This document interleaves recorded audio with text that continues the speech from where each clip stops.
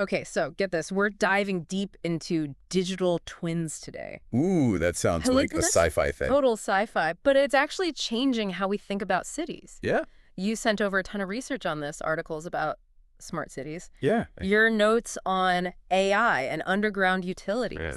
So what's the mission for this deep dive? I think we got to figure out how these digital twins are being used to, like, tackle real city problems. Yeah, You know, absolutely. stuff we deal with every day. Well, and it's fascinating how they've evolved. Like, they started in manufacturing. Okay. Think of like a digital replica of a product before it was even built. Oh, so like a digital toaster before there's a real toaster. Basically, that's what a digital twin was. Okay, got it. Yeah. So how do we go from digital toasters to like a digital city? Well, it's a natural progression. Think about BIM, Yeah. building information modeling. Oh, yeah, I've heard of that. Architects and engineers use it all the time. Okay. That's essentially a digital twin for a single building. Okay. All the blueprints, the materials, the systems, everything. Got it. Now zoom out. Okay. Picture that, but for an entire city. Okay. City-scale digital twin. Whoa. But here's the thing. It's way more complex than just a building. Right. Because a city is constantly changing. Oh, yeah. Millions of people, buildings, cars, buses, Mm-hmm. weather environment. Yeah. All these things interacting in real time. So it's not just a static model. It's like a living, breathing copy. Exactly. And that's where it gets really interesting. Okay. These digital twins are constantly being updated with information from sensors all over the city, Oh, wow. pulling in data on everything, traffic flow, energy consumption, even like the condition of roads and bridges. So like a giant simulator for the city. What's the point? How does this actually help? Well, it's all about meeting the needs of the city and its people you know. Yeah. Think about the challenges cities are facing today. Oh, I know those. Making sure the city grows sustainably, keeping traffic flowing smoothly, making sure people have access to healthcare and education, keeping our aging infrastructure from like falling apart. Yeah, that's a big one. Big problems, right? Huge. This is where digital twins come in. Okay. They give cities a powerful tool to address those challenges. Like how? For example, the research you sent mentioned how Zurich is using its digital twin to make smarter decisions about urban planning. Okay. They can actually run simulations and see how different zoning decisions will affect how the city grows. So they can test things out virtually before making real-world changes. Exactly. And it's not just about planning for the future. Right. They're using it to make things better right now, too. Okay. Figuring out ways to optimize traffic flow, predict when roads need repairs, and even plan for emergencies. So cool. I'm starting to get it, but I have to admit I'm a little overwhelmed with all this data. Yeah. What kind of information is actually inside a city digital twin? It's not just about visuals, it's packed with data. And the research you sent breaks it down into 5 main categories. 5. Okay. One that really stands out, especially for someone interested in sustainability like you, Okay. is something called voxels. Imagine them as 3D pixels that make up the city. Okay. I can kind of picture that. With these voxels, city planners can simulate things like wind flow. Wind flow. So, for example, if they're designing a new building, they can use the digital twin to see how the wind will move around it Oh, that's interesting. and optimize the design to improve energy efficiency. So greener buildings and lower energy bills. That's the idea. Yeah. And it all comes back to this massive amount of data being fed into the digital twin. Okay. We're talking about point clouds, which are like incredibly detailed 3D scans of the city, Uh-huh. and mesh surface models, Okay. which are great for understanding the terrain, things like elevation changes and how water flows. Got it. And of course, we have the 3D models of the buildings themselves, just like in BIM, Yeah. but on a much grander scale. So they're using every possible piece of information about the city. They need to, if they want the digital twin to be accurate and useful. Right. And it's not just about gathering the data. They need a way to manage it all. Okay. That's where GIS, or Geographic Information Systems, come in. GIS. Think of it like a giant digital map Okay. that holds all the city's data. So GIS is like the foundation of the digital twin. Exactly. Yeah. And it works hand in hand with BIM, Okay. which provides all those detailed building-level insights. Right.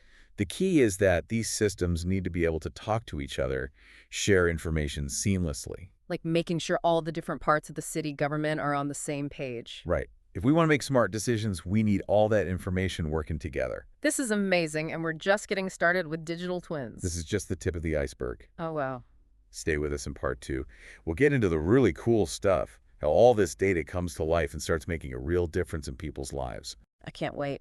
All right, so in part one, we talked about what digital twins actually are and like all the info they use. Yeah. It's a lot to take in, but it sounds like they have the potential to really make a difference. Absolutely. And in this part, we're going to get into some real-world examples of how cities are putting digital twins to work. Perfect, because I need to see how this works in practice. I'm especially curious about how they're tackling that sustainability issue we were talking about. Well, there's one city that immediately comes to mind, Helsinki, Finland. Helsinki. They've been pioneers in this whole digital twin thing. Yeah, the research mentioned Helsinki quite a bit. They're doing some amazing work, particularly when it comes to energy management. Okay. They're using their digital twin to model their entire energy infrastructure, everything from power plants to the electricity grid. Wow, so they can see how much energy the city is using in real time. Exactly. And that allows them to do some pretty cool things, Cool, like what? like optimize energy consumption, reduce waste, and figure out the best ways to transition to more sustainable energy sources, things like solar and wind power. Oh, wow. They're also using the digital twin for urban planning and development. You mean like figuring out where to build new buildings and stuff? Exactly. But they're going a step further. They've actually created a VR experience Yeah.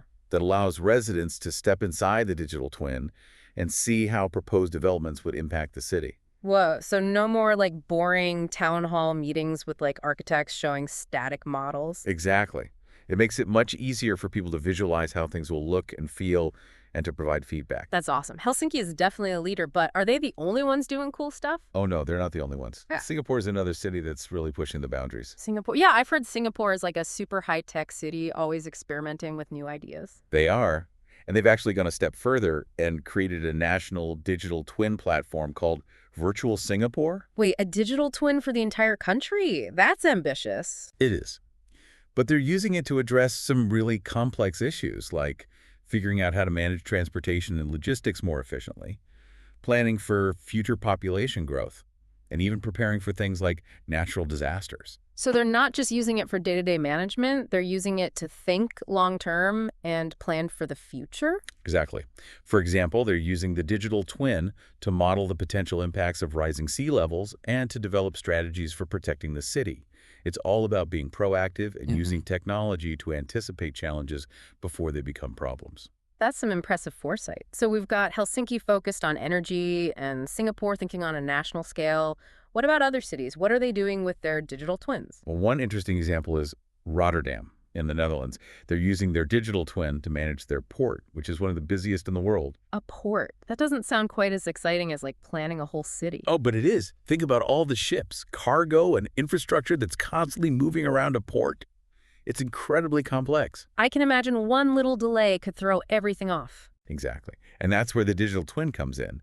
By modeling all those movements in Yeah. real time, they can optimize operations, reduce congestion, and make sure everything runs smoothly. It's like having a giant digital air traffic control system for the port. That makes a lot more sense. So they can see where all the ships are, track the cargo, and make sure things are moving efficiently. Exactly. And that has all sorts of benefits like reduced shipping times, lower costs, and less environmental impact. This is all really fascinating, but I keep thinking not every city has the resources of a Helsinki or a Singapore. What about smaller cities? Can they even afford this digital twin technology? That's a great question, and it's an important one. Digital twins aren't just for big, wealthy cities.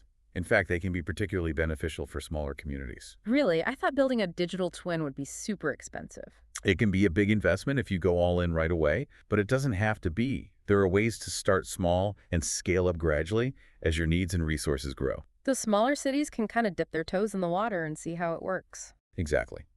There are platforms and tools that allow them to start with a basic digital twin and add more functionality over time, and even a basic digital twin can provide significant benefits for smaller communities. Like what? Well, one of the biggest benefits is improved efficiency by having a digital model of their city. They can get a much better understanding of how things work, where the bottlenecks are, how resources are being used, and where improvements can be made. Okay. This allows them to streamline operations, optimize their resources, and make smarter decisions. And because they're working with a digital model, they can try different scenarios and see the potential impact of their decisions before making any real-world changes. So it's like a giant what-if machine for the city. Exactly. Yeah. And all of this can be done with fewer staff and resources which is a huge advantage for smaller communities. I can see how that would be a game changer for a small town with a limited budget. What other benefits are there for smaller cities? Another big one is increased citizen engagement by making the digital twin accessible to the public, maybe through a website or an app. Cities can create a more transparent and participatory approach to city management. So residents can see what's going on, track the progress of projects, and even provide feedback. Exactly. It gives residents a voice in shaping the future of their communities, and that can lead to better decisions and better outcomes for everyone. That all sounds amazing, but I keep coming back to those challenges we talked about earlier, like data privacy and making sure everyone has access to the technology. How can smaller cities make sure they're using digital twins responsibly and ethically? That's a crucial question, and it really highlights the importance of planning and thinking through all the potential implications before jumping into digital twin technology.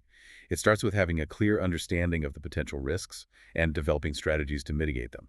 So things like developing strong privacy policies and being transparent with residents about how the data is being used. Exactly. And it's also important to make sure the technology is accessible to everyone, not just those who are tech savvy or have the latest devices. It's about making sure everyone benefits from this technology, not just a select few. Exactly. It's about creating a more inclusive and equitable city for everyone. This has been really eye-opening. We've gone from massive projects like Virtual Singapore down to the local level with smaller towns. It sounds like digital twins have something to offer every city, big or small. They do. And as the technology continues to evolve, we're only going to see more and more innovative applications. But it's important to remember that technology is just a tool. It's how we use it that really matters. That's a great point. So where do we go from here? What's next for digital twins? We'll explore that in the final part of our deep dive. Stay tuned. Wow, we've covered so much in this deep dive. We have. What digital twins are, the info they use, how cities are putting them to work. I mean, it's been pretty mind-blowing, to be honest. It is pretty remarkable how this technology is evolving. But there's one aspect we haven't fully explored yet. Okay. And it's perhaps the most important of all. Oh, what's that? The human element. Okay. Yeah, I think I see where you're going with this. We've talked about all the tech stuff. Right. But ultimately, it's about how it impacts people, right? Precisely. And one of the things that excites me most about digital twins is their potential to empower citizens and create more democratic and participatory cities. Yeah, you mentioned that earlier, something about giving residents a greater voice in shaping their communities. Exactly. Right now, most people feel like they have very little control over how their city is run. Yeah, I feel that. But with digital twins, we can change that. Okay. Imagine a world where residents can use the digital twin to track the progress of infrastructure projects. Oh, wow. Provide feedback on proposed developments. Okay. Or even report issues like potholes or broken streetlights, and see those issues get addressed quickly. So instead of just complaining to the city council and hoping for the best, you can actually see what's happening and offer solutions. That's the idea. Digital twins have the potential to create a much more transparent and accountable city government. I like that. One that truly listens to and responds to the needs of its citizens. This all sounds great in theory, but how do we make sure it actually works in practice? I mean, not everyone is comfortable with technology. Yeah. And digital twins seem pretty complex. That's a valid concern. Yeah. We need to make sure these tools are accessible and usable for everyone, not just tech-savvy early adopters. Exactly. It goes back to those human factors we discussed earlier. Yeah. We need to design the interfaces to be intuitive, user-friendly, and inclusive. So no complicated dashboards or jargon-filled reports? Right. We need to use clear language, intuitive visuals, and interactive tools that make it easy for anyone to understand and engage with the data. Okay. Think about it like this. We all use apps on our phones every day. Right. We can design digital twin interfaces that are just as easy to use. Got it. What about other challenges? I remember we talked about privacy concerns. How do we ensure that digital twins don't become tools for surveillance or discrimination? That's a critical question, and it's one we need to address head on. Yeah. We need to have clear guidelines and regulations in place to protect people's privacy and ensure that these tools are used ethically and responsibly. Yeah. And it's not just about government regulations.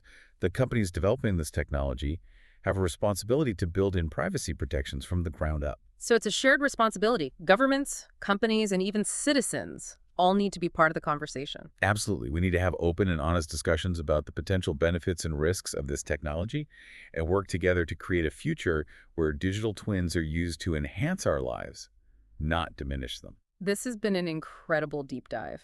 It has. I feel like we've only scratched the surface, but it's clear that digital twins have the potential to revolutionize the way we live and manage our cities. I agree. It's an exciting time to be watching this technology evolve.